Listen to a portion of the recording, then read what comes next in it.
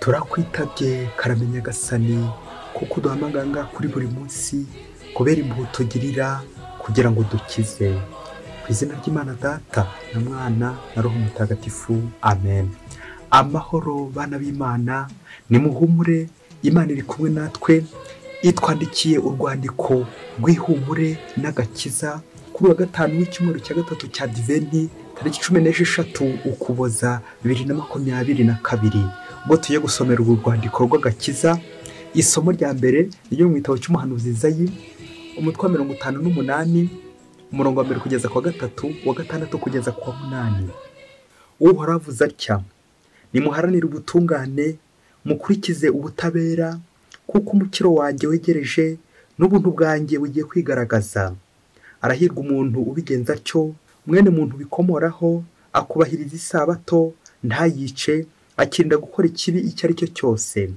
Umunyamahanga wiziritse kuri Uhoraho ntakibwire ngo nta kabuza Uhoraho azantandukanya n'umuryango we. Abanyamahanga bizirika kuri Uhoraho bakamuyoboka bakunze izina rye kandi bakamubera abagaragu, abo bose bubahiriza isabato ntibayice, bagakomera ku isezerano ryanjye, nzabazana ku musozi wanjye mutagatifu, nzatuma bishimira mu ngoro yanjye basengeramo.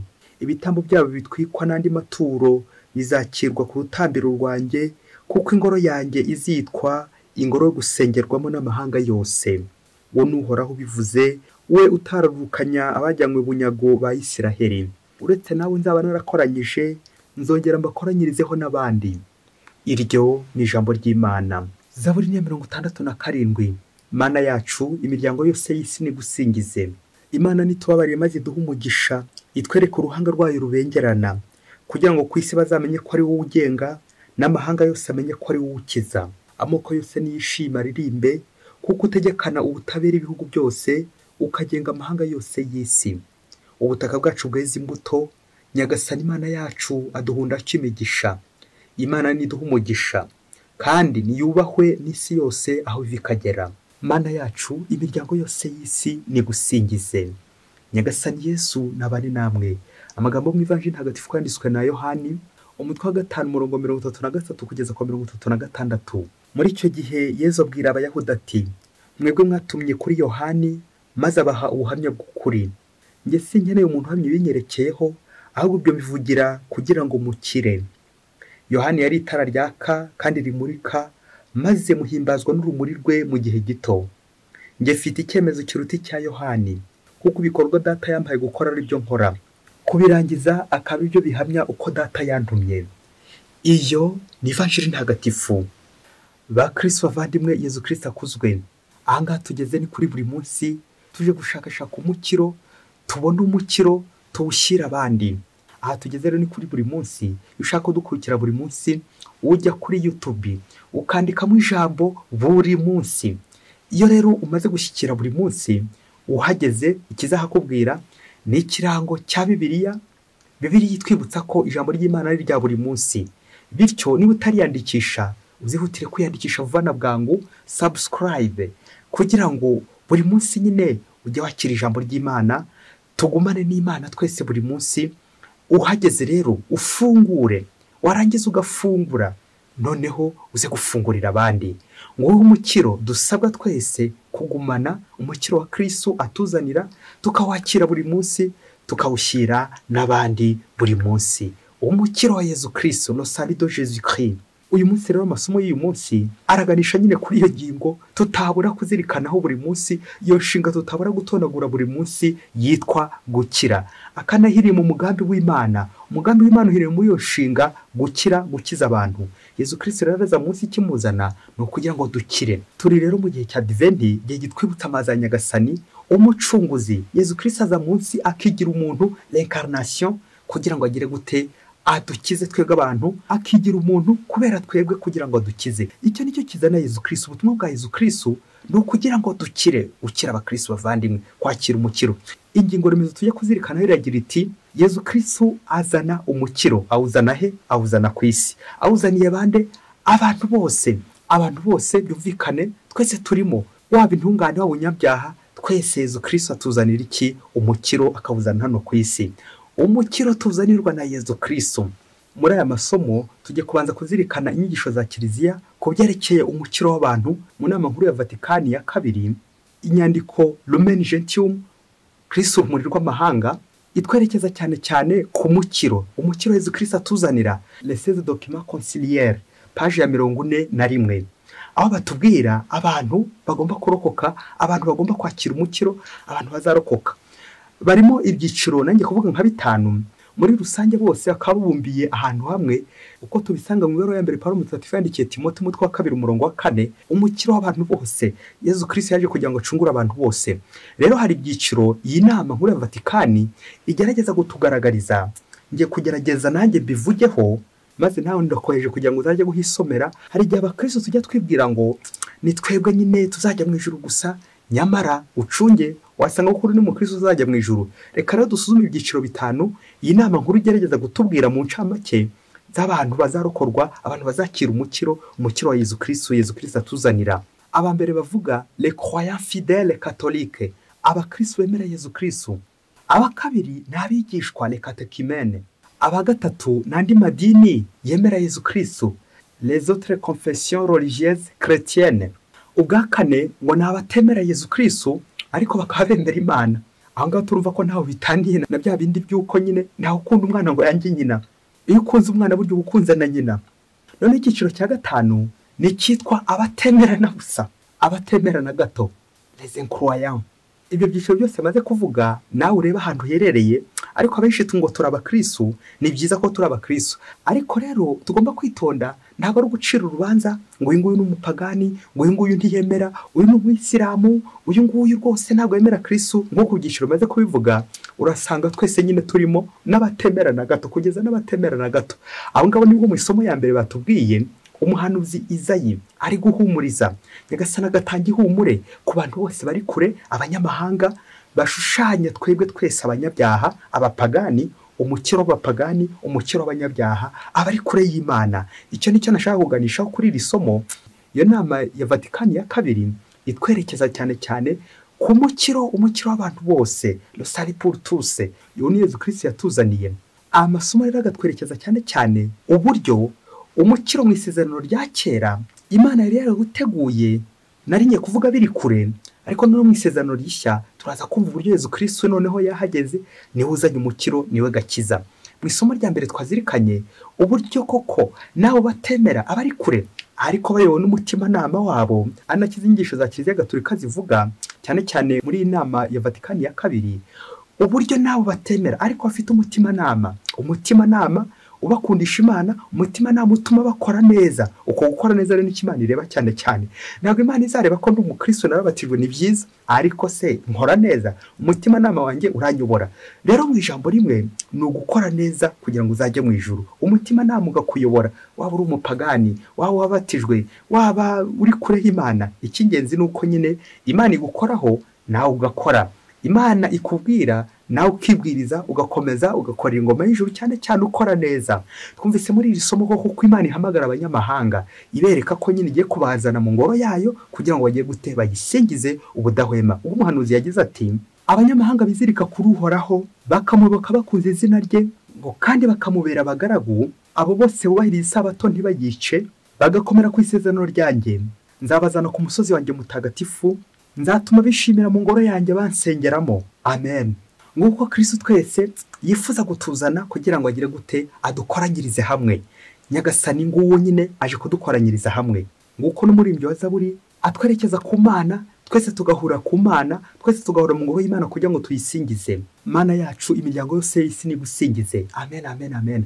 Umukiro Yezu Kristo azana awuzanira isi yose, abantu bose. Twabyumvise no mu ivanjiri y'uyu munsi ko Yezu Kristo ari we rumuri, ari we gakiza. Turi kumva Yohani Batista uburyo yabaye integuza Yezu Kristo akamutaka. Ariko uyu munsi noneho turumva Yezu Kristo ari kwitangaho ubuhamya bwe, ariko akabanza akavuga Yohani Batista nk'umuntu wamuteguriye, ariko avec des limites. Yohani Batista aramurika, ariko urumuri nyirizina ni Yezu Kristo, ya Lumen Gentium, urumuri rw'amahanga, lumière des nations. Uwo ni Yezu Kristo, niwe utuzaniye agakiza. Yohani nka porte lumière, naho Yezu Kristo akaba urumuri. Nguko ko natwe tugomba kuva ku giti tukajya ku muntu. Yohani Batista arategura, Yezu Kristo akaza nyine yuzuza. Nguyu umukiro, isezerano rya kera ryacaga amarenga, Yezu Kristo uzaza Mesiya azaniye isi yose agakiza. Ahangaha muri iri somo noneho muri Evanjiri y'uyu munsi turabona Yezu Kristo uje atumwa n'Imana koko, intumwa y'Imana kugira ngo yuzuze nyine ibyanditswe, kuko niwe gakiza kazaniwe isi yose. Umukiro wa Yezu Kristo umukiro atanga ugenewe abantu bose, ugenewe isi yose, urimo nanjye ndimo. Ubwo Yezu Kristo yagize ati, njye mfite icyemezo kiruta icya Yohani, kuko ibikorwa data yampaye gukora ari byo nkora, kubigaragaza akaba aribyo bihamya ko data yantumye. Amen, amen, amen, amen. Intumwa y'Imana, intumwa ihebuza abandi bose ubutumwa ni Yezu Kristo. Ba Yohani baramutegurira, ariko bagategurira nde? Bagategurira Mesiya, bagategurira umukiza. Yezu Kristo umukiza none harahibereye agira ngo dukize. Kandi kiranga umukiro wa Yezu Kristo nko twabivuze, c'est le salut pour tous. Yezu Kristo ntarobanura, ari abayisiraheli, ari abanyamahanga, bose ababumbira hamwe, yaje kubakiza bose, nta numwe arobanuye. Natwe rero bakristo bavandimwe, akenshi nitwe bwe twirobanura ku mukiro, ugasanga turi kwicamo ibice. Uyu ni umukatolika, uyu ni umuporoso, uyu ni umudive, uyu ni umuyisilamu. Tukibamwe amadini, tukicamwe ibice, tukicamwe amadini, nguko gutangira gushwana, kurondana, ironda koko, ironda karere, ironda dini n'ibindi byose. Ariko tujya tuzirikana icyita rusange kigira giti, Yezu Kristo yazanye umukiro awuzaniye abantu bose, isi yose. Cyo bikora mu Kristo muvandimwe, niba utari ku isi umenye ko nyine utazakira, ariko niba uri ku isi nuko nawe Yezu Kristo afite ibyiza gutegurira umukiro we, kugukiza nawe warangiza gukira ugakiza n'abandi. Uruhare rwawe mu mukiro wawe ndetse n'uruhare rwawe mu mukiro w'abandi. Ntitwabura kuvuga abantu nyine amacakubiri twebwe twigiramo, iryo shyari tugira, buri wese agashaka kwishyira ati ni njyewe rwose ukize, ni njyewe ugomba gukira, ni njyewe ugomba kugira izi faveri, ni njyewe. Tukibagirwa ko Yezu Kristo we ataronda, atarondora. Buri wese agenewe umukiro, buri wese Yezu afite ibyo yamugeneye, buri wese agomba kunyurwa n'uko ari, kuko Yezu Kristo ubuzima urimo, ibyo ukora, imirimo ukora, inzira unyuramo zose, umuhamagaro unyuramo, Yezu Kristo aragira ngo hanyure abe ariho azagukiriza. Rero dufite imihamagaro itandukanye, buri wese ntabwo ahuje n'undi, buri wese ntabwo akora icya mugenzi we. Bamwe biha Imana la vie consacrée, abandi bagashinga urugo la vie conjugale, n'abandi bose. Twese rero tunyura muri izo nzira, ariko tuzirikana ko icyita rusange ari appel à la sainteté. Twese twaremewe kugira gute? Kuzajya mu ijuru, niyo tuzishima iteka. Rero izo nzira zose twanyuramo, tujye twirinda ishyari, tujye twinda amacakubiri, maze tumenye ko Kristo adukunda twese, ariko cyane cyane agakunda kurushaho abanyabyaha. Yezu Kristo akunda abanyamahanga, akunda abanyabyaha, kuko abo ngabo yaje kugira ngo nabo nyine abazamure, abazahure, bamererwe neza. Twebwe rero icyacu, akenshi dushyira bagenzi bacu mu kato, akenshi ducira bagenzi bacu imanza, akenshi turangwa no kwironda. Nyamara Yezu Kristo umukiri we ntabwo uronda, nta shyari riba kwa Yezu, nta macakubiri aba kwa Yezu, kuko twese turi abana ba Yezu, abana b'umubyeyi umwe. Yezu Kristo utuzaniye agakiza, cyane cyane ubwo turi kumuzirikana muri iki gihe cya Adventi. Yezu Kristo ugiye kuza kugira ngo adutabare, umukiza, sauveur par excellence. Tugiye kunyarukira gato mu ishuri ry'umukiro, maze uze kureba, ushishoze uburyo umukiro ukoze n'uburyo ukora. Umukiro Yezu Kristo atuzanira. Umunsi umwe ngo umubyeyi witwa Mariya ngo yari afite abana babiri. Abo bana babiri nyine bari imfubyi, bishoboke ko yari yabasigiye n'umugabo we, nuko akomeza kubitaho. Noneho ngo abo bana babiri ngo harimo Yohani ndetse na Chantal. Abo bana ko ari babiri, ngo Chantal ngo yari yahuye n'ibibazo by'uburwayi, yaramugaye ku buryo atavaga ku mbuga. Byumvikana yaherezwaga na nyina, akaba ari umukorera byose, amwitaho, amukorera isuku, akamugaburira, akamurisha, byose akabimukorera, n'ibindi byose ntavuze nyina akabimukorera, kubera ko atavaga ku mbuga, nyine yarari aho ngaho ku mbuga. Noneho umwana wa kabiri wo kwa Mariya witwa Yohani, nanjye kuvuga yarameze nka kirihahira, yaragendaga agahaha, akagurira nyina imyenda, akamwambika, akamwitaho, akamufasha ku buryo bwose bushoboka, akamugaburira, akajya kumuhahira. Mbese urugo rubaho neza rwishimye, buri wese ari gukora nanjye kuvuga buri wese nyine aho ugiye ku murimo we. Nuko ngo umunsi umwe abakontre sigise baza kureba babanyeshyari nyine batajya babura mu buzima, baza kureba uburyo urwo rugo rw'umupfakazi rubayeho neza, afite abana, ariko niwe uhura n'ibibazo, afite n'ibibazo by'uburwayi, uwo mwana urwaye, ariko bajya kureba bagasanga urugo nyine nta kibazo bifitiye, bameze neza. Nuko ngo umunsi umwe, niba ari abatekamutwe cyangwa niba ari abakontre sigise b'abanyeshyari, baza kujya kwa Mariya ngo baramubaza bati, ese Mariya, muri abana bawe ko ari babiri n'uwe kunda muri aba bombi ari Chantal uhora kuvunagura uhora umurwaza ari Yohana uguhahiraga kwambika nkuko tujya tubibona akakwita ko ashoboye kose kandi asubiza iki kibazo nkuko Mariya nawe yagisubiza nuko Mariya areba hirya areba hino maze arababwira ati uwo nkunda cyane mu bana banjye kurusha undi ni Chantal yaravunitse arababaye arashavuye ntava ku mbuga ni ikimuga gitinyagambura ndamukunda kubera ko niwe ntwara umwanya wanjye wose niwe nitaho cyane niwe ntwara igihe cyanjye ndi kumwitaho ubwo rero umuntu ntwara igihe niwe nakunda kuko nyine igihe cyanjye nkunda aragifite nawe nyine nicyo twara nuko babateka mutwe nako baba contresigise birabashobera bumvise nka migambi yabo ipfubye nuko banyarukira no kwa Yohani baramubwira bati niko Yohani we uzi ko mama wawe burya bibyo umukorera byose atagukunda uzi ukuntu ngo akunda mushiki wawe gukurusha yabitubwiye ubanza banamwumvishe na audio bafashe ukuntu nyina yivugira ko akunda Chantal kurusha Yohani ngaho nawe tekereza uburyo Yohani agiye kurakara agiye kubabara akurikije uburyo ajya avunika akazana ihaho akavunikira nyina akavunikira urugo none koko ngo ntabwo nyina mukunda nuko Yohani mu kubasubiza izi ntumwa niba ari intumwa za Sekibi nuko ngo arabasubiza ati niko sha muzi igihe turi mu buhungiro uburyo mama yadutwaye mu menyo turi bato aduhungisha akaturwanaho njye na mushiki wanjye murabizi umuntu wantwaye mu menyo ari kumpungisha aho naho ntabwo yankundaga mama wacu yatwitayeho atwitaho mu bupfubyi bwacu atwitaho mu buhungiro aradufasha aradukomeza ntabwo nshobora no kugeza ahiwe nanjye mwitaho kuko yatwitayeho bikomeye cyane rero nta rukundo rurenze urwo ngurwo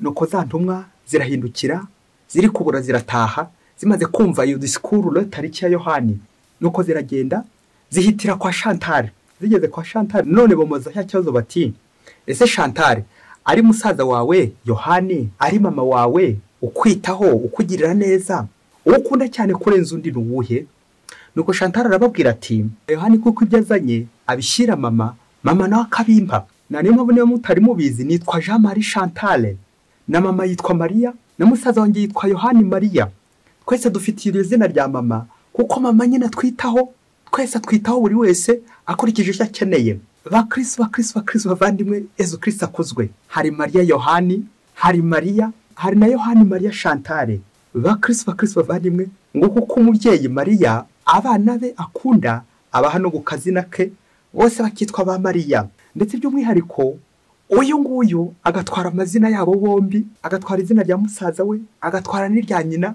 kubera iki kuko bose nyine bamukunda kandi nawe akabakunda ngurwo urukundo rw'abari mu rugo ngurwo urukundo rw'abashyize hamwe ngurwo urukundo rw'abari mu rugendo abagiye mu rugendo bajya hehe bajya mu ijuru nta shyari bagira nta mwiryane bagira n'ushatse kuza ko umwe mwiryane n'ishyari bafite ibisubizo bagenda bamuhereza kubera iki kubera Imana urukundo rw'Imana ruri muri rugo ngo umukiro bakristo bavandimwe kurwara ku mubiri gushavura bya hano ku isi ntago ari ingingo itubuza gukira ahubwo wasanga ari Imana hisemo kunyura kugira ngo ngize Imana ikanyuza mu burwayi nkamugara sinze kumbuga nkamera nka Yohani Maria Chantal nkaguma nanjye mu rugo bakanyitaho erega hari abantu mu buzima bwabo mu muhamagaro wabo arabo kwitaho twebwe dukunze kubona abantu batwitaho ariko nanone ujye uzirikana ngo no mu muhamagaro hari abantu Imana yahamagariye ku isi kugira ngo bitabweho iyo nayo ni inzira y'umuhamagaro y'umukiro Yezu Kristo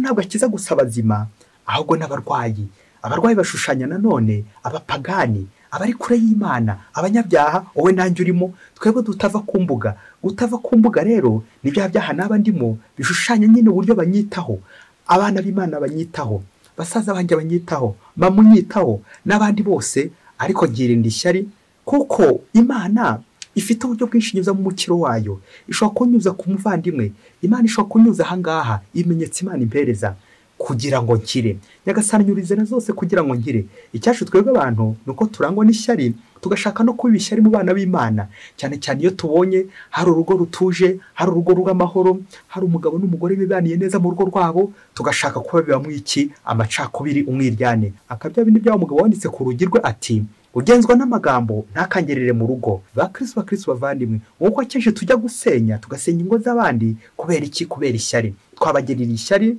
ngo nyagasani ngo gukiriya koko yakomeje gukira, ngo gukibari abantu babayeho neza, gukibari abantu tubazi ko ari imfubyi, tubazi ko bahora barwaye, tubazi ko bahura n'ibibazo, none guki ari bo bishimye kurusha abandi, none guki bakize. Aha ibanga bakoreraho nta rindi ni ubumwe, buri wese akaba ari mu murimo we, buri wese akaba ari gukora umurimo kandi wishimiye.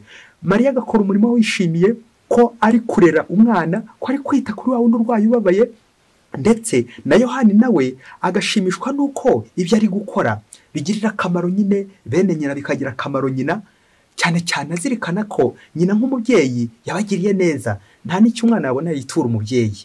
Nuko rero abakristo bavandimwe, rero tukajya tugirira ingo zibanye neza ishyari. Hari abantu bashinzwe abakonteresigisi, bashinzwe kugenda babunza amagambo, bagenda basenya ibyo abandi bubatse. Abo ngabo rero ni abakonteresigisi do Yezu, abo ngabo ni abarwanya umukiro, ce sont des antichrist. Abo bose rero bazirikana uyu munsi ko Kristo atuzaniye umukiro kandi awuzaniye abantu bose. Ngo umubyeyi Mariya ushushanya Imana itwitaho cyane cyane abo babaye, abo bashavuye, abo bari kure, abanyabyaha, abanyamahanga, Imana ikabitaho kugira ngo binjize muri kiliziya, binjize mu muryango w'abana b'Imana, maze nabo bakire. Kuko umukiro ari uwo twese tugendeye umukiro, kandi buri wese ku ruhande rwe, buri wese akagira fonction ye, buri wese akagira umurimo we, umurimo wawe uri gukora. Uwo ni umukiro wawe n'umukiro w'abandi. Jean Marie Chantal, Jean Marie na Maria rwose, urwo rugo niba twunze ubumwe, niba dushyize hamwe, kabone ubwo twahura n'imvune, imibabaro, agahinda, ubupfubyi, inzara, ubukene, uburwayi, bwa bundi bwanze gukira, bwa bundi butuma dusigara ku mbuga, niba koko twunze ubumwe na Kristo, niba koko Imana iri aho ngaho, umwanzi ntaho azamenera. Bazaza abakonteresigisi, babandi barwanya Kristo, abandi barwanya umukiro wa Kristo, ariko ntaho bazamenera kuko twunze ubumwe. Ngiye gusoreza ku mvugo y'umuhanga yaravuze ati, mbwira impamvu utagira ishyari. Nuko ngo arasubiza ati, ngiye impamvu ntagira ishyari nuko umunyeshyari amara igihe kirekire ari kubarura ibintu by'abandi, ariko ibye atabizi, ariko ibye atashobora kubibarura, guherera mu kubarura iby'abandi, ariko ibyanjye byarananiye kubibarura. Mwese mbifurije amahoro y'Imana, Yezu Kristo umukiza aganzi wacu. Mwese Imana ibaha umugisha. Imana Data na Mwana na Roho Mutagatifu. Amen. Padiri Masumbuko Ladislas wa Diyosezi ya Cyangugu.